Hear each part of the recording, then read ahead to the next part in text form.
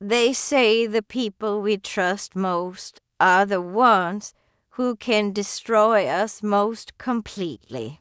My dears, I've lived 78 years on this earth, and I've learned that sometimes the person sleeping beside you is a stranger wearing a familiar face.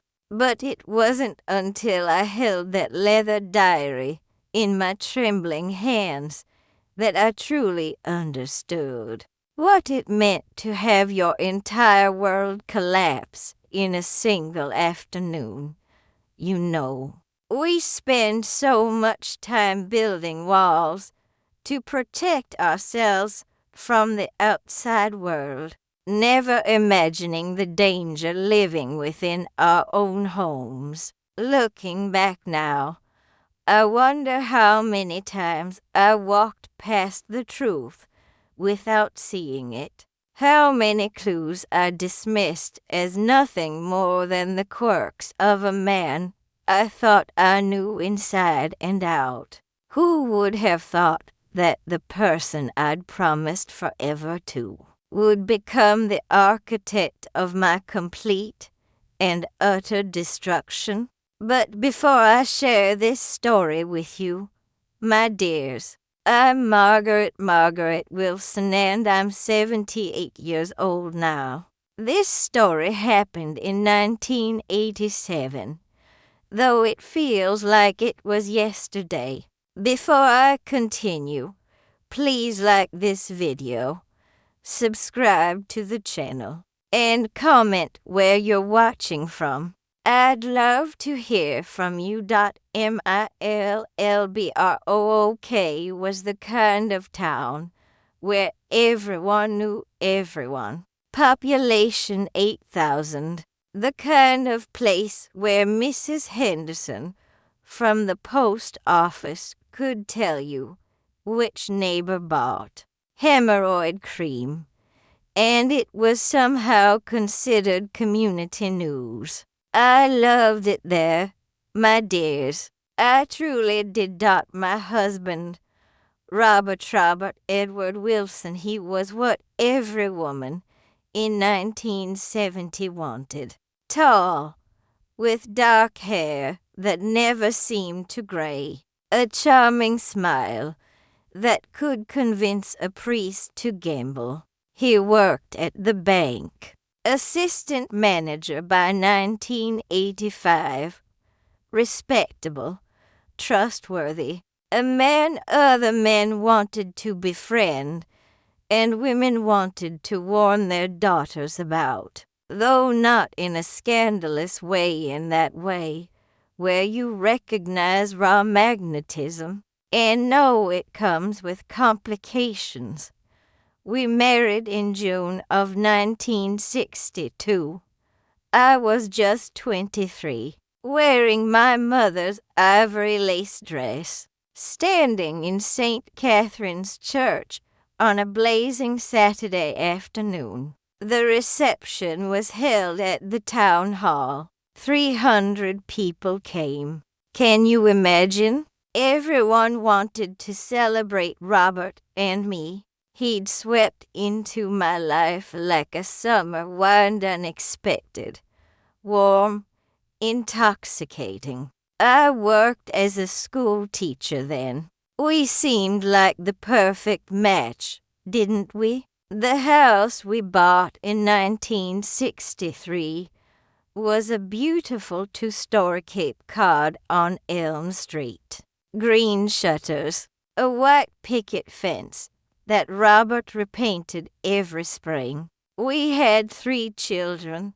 David, born in 1964. Catherine, born in 1966. And Michael, born in 1970. By 1987, David was 23 and studying law at Yale. Catherine was 21. Engaged to be married. Michael, my youngest, was just 17, the apple of his father's eye. Our life looked perfect from the outside my dears, and God knows, it felt perfect on the inside too, at least. I thought it did. Sunday dinners after church. Family vacations to Cape Cod each summer. Robert coaching Michael's soccer team. Me leading the church choir. We were featured in the Millbrook Gazette in September 1985. The Wilson family. A model of American excellence. Isn't that ironic? But you know, looking back now, there were signs, small things, insignificant things, that I dismissed because I was too happy, too settled, too naive to see them for what they really were. It started around 1984, when Robert was 45. He became secretive with the telephone. If it rang and I answered, certain callers would hang up. Wrong number, he'd say, though it happened regularly. I dismissed it. Men in business get mysterious calls. That's normal, isn't it? Then there were his evening meetings at the bank. They increased in frequency from 1985 onward, Tuesdays and Thursdays, without fail. He'd kiss me goodbye at 6 o'clock, tell me not to wait up, and return around midnight smelling faintly of something floral cologne, I assumed, though it wasn't any brand I recognized. Our bedroom had a soft, lavender scent that seemed to linger on his clothes. Money became strange, too. Little things disappeared. $20 here, $50 there, from the household fund I kept. Robert, did you take cash? I'd ask. Just needed it for gas and lunch, he'd say smoothly, and I'd accept it. We had enough. Why would I question him? But the most peculiar thing was his clothing. 3 times between 1986 and early 1987, I found items of clothing that weren't his. A silk blouse in burgundy, a pearl necklace in his office desk drawer, a pair of women's shoes size 7, much smaller than my size 8, tucked behind the water heater in the basement. When I asked him about them, his face would go completely blank. Then he'd laugh nervously. I don't know, Margaret. Maybe the previous owners left them, but we'd bought the house in 1963. Who keeps women's shoes for 24 years? I was suspicious. I won't lie, my dears, but I was also frightened of what being suspicious meant.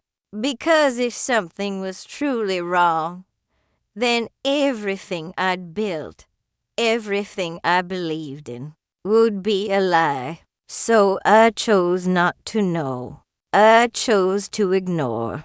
I chose to believe my husband when he said I was being paranoid. Looking back now, I see how perfectly I cooperated in my own blindness. April 14th, 1987. It was a Tuesday. I decided to clean out Robert's office. He had a small study at home where he brought work from the bank. I was dusting the shelves, feeling the particular loneliness that comes when you've spent your day alone, when my hand caught on something behind the encyclopedia volumes, a leather journal, midnight blue, with initials embossed on the spine, M.R.W., not Robert Edward Wilson. M.R.W. My hands were shaking as I opened it. The first entry was dated January 3rd, 1979. And my dears, what I read over the next 3 hours destroyed everything I was. The diary belonged to Mary Richardson Walsh, a former teacher's aide at Millbrook Elementary. She'd left town in 1980. I'd never thought twice about her departure. Robert had written about her. Yes, written about her in explicit, pornographic detail. But that wasn't even the worst part. As I read further, entries from 1982, 1983, 1984, 1985, the truth began to crystallize into something far more monstrous. Robert wasn't having an affair with one woman. He was having simultaneous affairs with multiple women. A woman named Patricia from 2 towns over, a nurse named Susan, and most disturbingly, entries discussing his deepest, darkest secret. He was wearing women's clothing. He had a second wardrobe. Dresses, heels, makeup, wigs all hidden in a storage unit across town that he rented under a false name. He'd been doing this for years, my dears. But it got worse. The entries from 1985 and 1986 mentioned Father Thomas, our priest. Our beloved Father Thomas, who'd baptized all 3 of our children, who heard our confessions, who gave the sermon at my mother's funeral. Father Thomas knew about Robert's activities, and not only did he know, he participated.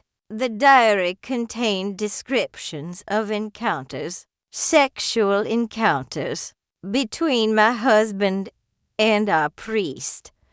The final entries from February and March of 1987 were different. They weren't confessions. They were financial records, numbered accounts, wire transfers, debts, hundreds of thousands of dollars in debts that I knew nothing about. Embezzlement from the bank traced through coded language, but unmistakable to anyone who knew Robert's handwriting as intimately as I did. There was a loan from a man named Vincent Caruso, connected to people, dangerous people, based on how Robert described them. Money for the affairs, the storage unit, the trips out of town, money he'd stolen from his employer over the course of 8 years. I sat on the floor of his office, the diary open on my lap, and I simply couldn't breathe. The room spun. My mouth tasted like copper. Everything, and I mean everything, was a lie. I didn't confront him that day. I couldn't. I was paralyzed. When Robert came home at 6:30, I was sitting at the kitchen table with the diary between us like a bomb. He stopped in the doorway when he saw it. His face went through a series of transformation, shock, fury, then something cold and calculating that I'd never seen before. "That's private," he said quietly. "That's our life," I whispered back. For a moment, we just stared at each other across the space of our marriage, and I realized that I didn't know this man at all. He was a stranger, wearing my husband's face.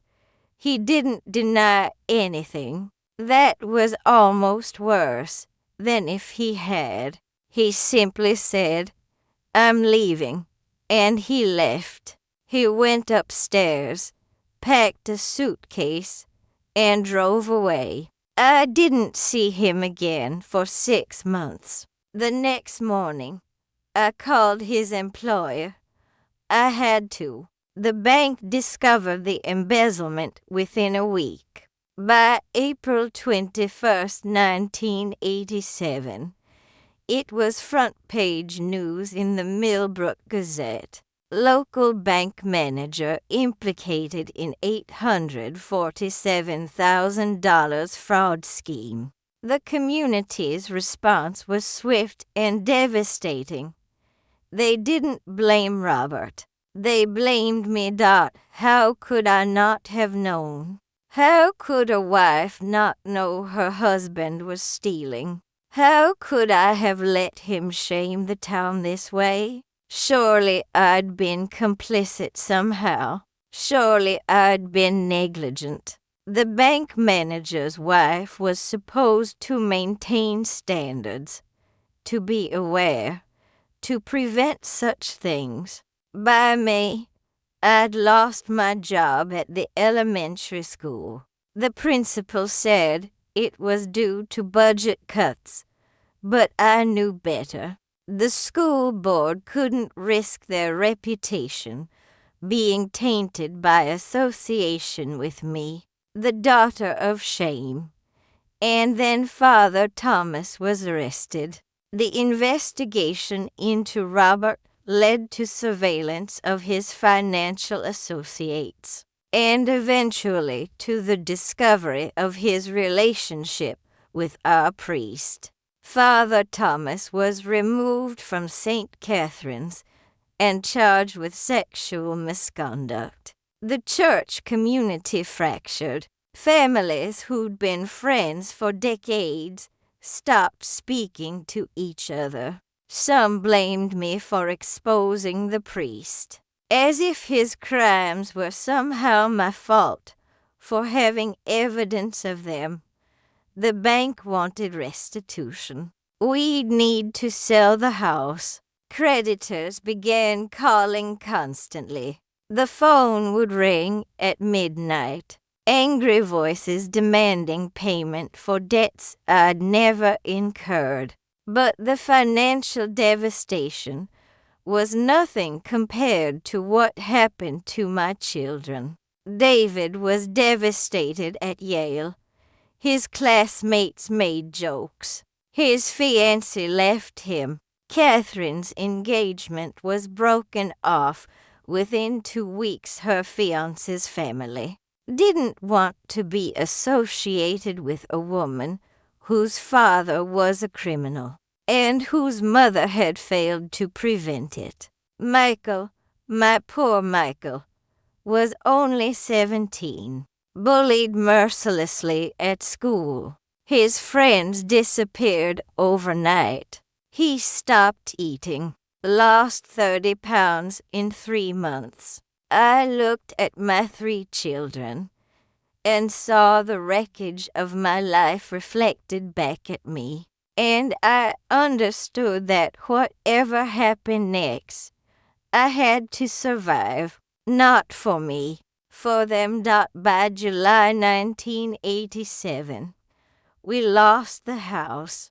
I rented a small apartment above Mr. Chen's laundry on 4th Street. 2 bedrooms, thin walls, a kitchen the size of a closet. David stayed at Yale. Catherine took a secretarial job at a dental office nearby. Michael moved with me, silent and broken.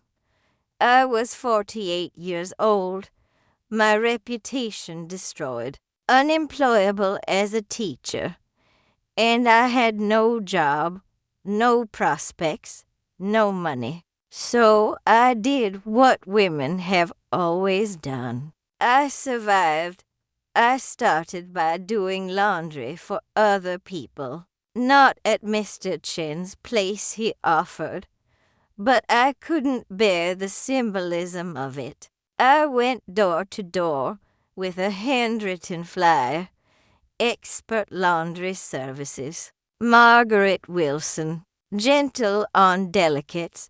I charged 50 cents per load. My first customer was Mrs. Patricia Hernandez, who'd been my piano teacher in high school. She took one look at me, thin and desperate, and gave me $20 worth of work that first week.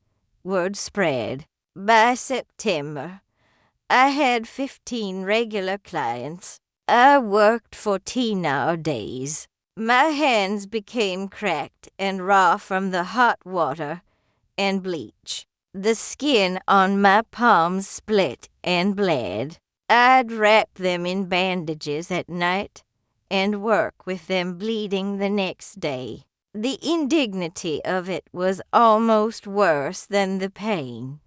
But I didn't stop. I started making sweets at night. Apple cinnamon rolls from my mother's recipe. Lemon bars. Sugar cookies decorated with pastel icing. I'd spend for hours after my laundry work was done, baking in my tiny kitchen. Michael would sometimes sit at the small table and watch, his eyes hollow but present. By October, I was selling $100 worth of baked goods each week to the local grocery store and the coffee shop near the library. By November 1987, I began tutoring students in English and history, $3 per hour per student. I'd see them in the evenings after my laundry rounds. The money was meager, but it accumulated. Looking back now, those 18 months between July 1987 and January 1989 blurred together into an endless stream of exhaustion and determination. I remember the smell of bleach that became permanent on my skin. I remember the texture of flour permanently under my fingernails. I remember being so tired that I'd fall asleep standing up, leaning against the counter, only to jolt awake in panic. Catherine would come home from her dental office job, look at my bleeding hands, and cry, "Mom, this isn't fair." She'd say, "No, sweetheart." I'd tell her, "It isn't, but it's what we have to do." By spring 1988, I'd saved enough for a commercial license. I rented a small storefront kitchen from Mr. Chen. The laundry space had a back room that wasn't being used. I started Margaret's Kitchen, baking and preparing food items for local restaurants and events. The hours grew even longer. Midnight to 6 a.m. baking, 6 a.m. to 2 p.m. delivering, 2 p.m. to 6 p.m. laundry and tutoring. Sleep from 6 p.m. to midnight, then start again. I lost 40 pounds. My hair turned completely gray. I looked not 49, but 60. Michael watched this deterioration with dark, worried eyes. He didn't speak much, but he began helping me. He'd deliver baked goods to restaurants on his way home from school. He'd help me fold laundry. He was still a child, my dears, and I was letting his childhood be consumed by my survival. But here's what I didn't know then. I was teaching him something more valuable than mathematics or literature. I was teaching him how to survive, how to keep going when everything is burning, how to build something from nothing. June 15, 1988. The Millbrook 4th of July Festival Planning Committee was holding a meeting at Town Hall. I'd been hired to provide desserts for the event.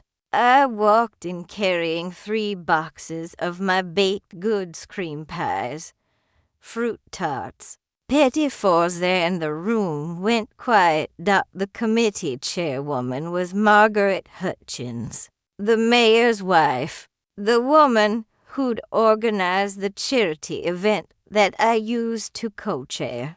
Before my life became a cautionary tale, she looked at me as if I were something that needed to be swept out of the room. I don't think we discussed hiring outside vendors, she said coldly. One of the other committee members, a man named George Alvarez, who owned the hardware store, spoke up. I hired Margaret. Her sweets are excellent. I've sold hundreds of her items. She's the best value in 3 counties. Margaret Hutchins's face hardened. The festival is a prestigious event. We can't associate ourselves with... She paused, but the meaning was clear. With scandal, with shame, with me. I stood there in my worn cotton dress, my hair tied back with a piece of string, my hands still marked from that morning's work. And something happened inside me. Something shifted. I was tired of being ashamed. I was tired of accepting punishment for Robert's crimes. Mrs. Hutchins, I said quietly, I've lived in this town for 25 years. I've taught your daughter. I've baked at your daughter's wedding. And yes, my husband committed a crime, but I didn't. I've spent the last year and a half working harder than I've ever worked in my life. And I've done it without stealing a penny from anyone. My desserts are good. Your husband ate one of my lemon bars at the pharmacy last week. He complimented it. So either accept my goods, or tell me why you're so comfortable letting a man's crimes define a woman's future. The room was silent. Then George Alvarez stood up. The desserts stay, and I'd like to hire Margaret to cater the grand opening of my new store location next month. One by one, other committee members voiced their support. Only Margaret Hutchins sat there, her face flushed, utterly silenced. It wasn't a grand moment of redemption, my dears, but it was a crack in the wall. After that day, things began to shift. George Alvarez's endorsement meant something. By August 1988, I had 3 restaurants carrying my prepared foods. By October, I had contracts with 2 catering companies. I hired my first employee, a woman named Rosa, who'd been a cook in her native country, but couldn't find work because of language barriers. David finished law school in 1989 and passed the bar exam. Catherine went back to school in 1989, studying to become a nurse. Michael, who'd been so broken just a year earlier, began to smile again. He was accepted to college to Boston University on a partial scholarship in 1990. In December 1989, almost exactly 2 years after Robert left, he came back to Millbrook. He was sick. Liver disease. The creditors he'd borrowed from, the people he'd borrowed from, they weren't the kind to forgive unpaid debts. He'd been in hiding for 2 years, moving from state to state, his health failing, his money gone. He had nowhere else to go but back to the town he'd destroyed. I saw him on the street in January 1990. He was gaunt, yellow-skinned, barely recognizable.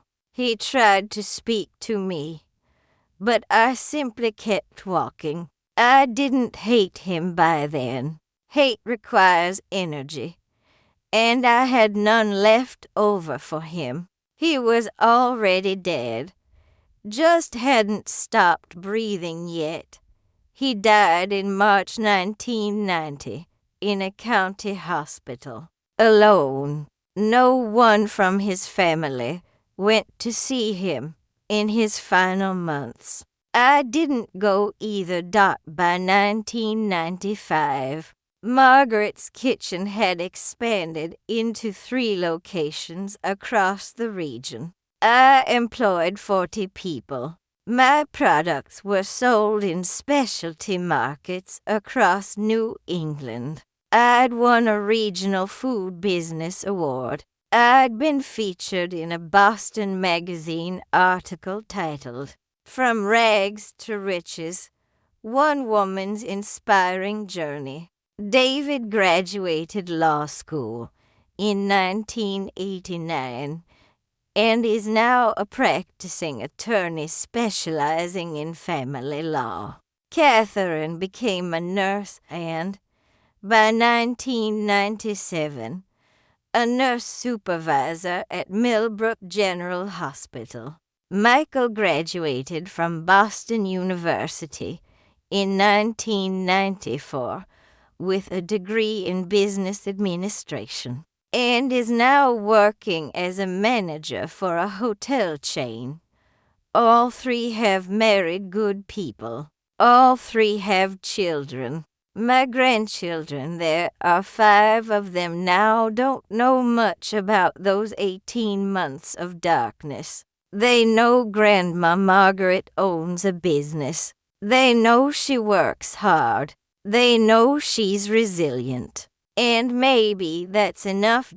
In 1998, the town of Millbrook honored me with a Community Leadership Award. They presented it at a banquet, and I stood on stage holding that plaque, and I cried, not from joy, exactly, from recognition, from the understanding that I'd survived not just Robert's betrayal, but the entire community's judgment.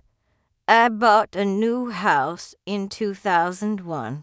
Not the old house on Elm Street. I could never go back to that. But a beautiful home on Rose Lane with a garden where I grow tomatoes and roses. I live alone now, by choice. I have my work, my children, my grandchildren, my friendships. I have respect.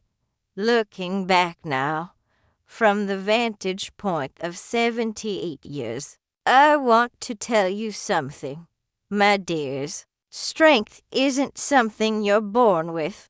It's something you discover you have when you have no other choice. It emerges not in the moments of our greatest joy, but in the moments when we're convinced we cannot possibly continue.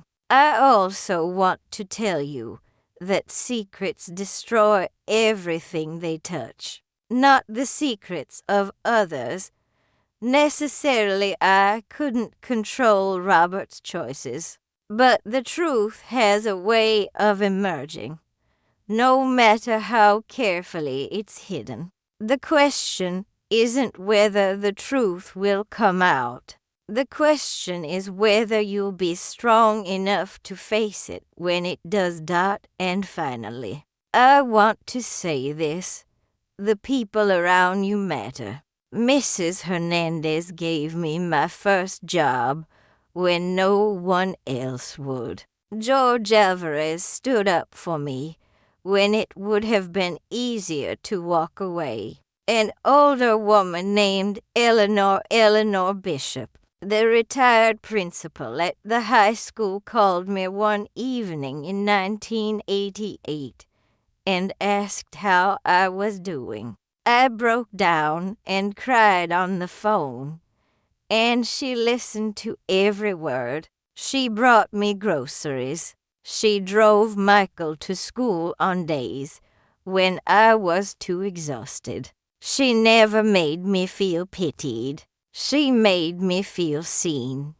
Those people saved my life, not with grand gestures, but with small ones, with consistent presence, with refusal to judge, with belief that I deserved a second chance. If you're listening to my story, and you're in a dark place, if you've discovered betrayal, if your world has collapsed, if you feel like you can't possibly continue, I want you to know that you can. You will.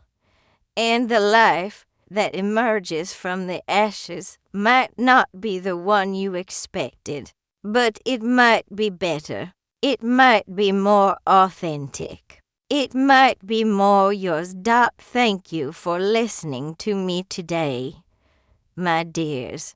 Don't forget to like the video and subscribe to the channel so you don't miss our next stories. Share this with someone who might be needing a little hope. Where are you watching from? Leave it in the comments. I'd love to hear from you.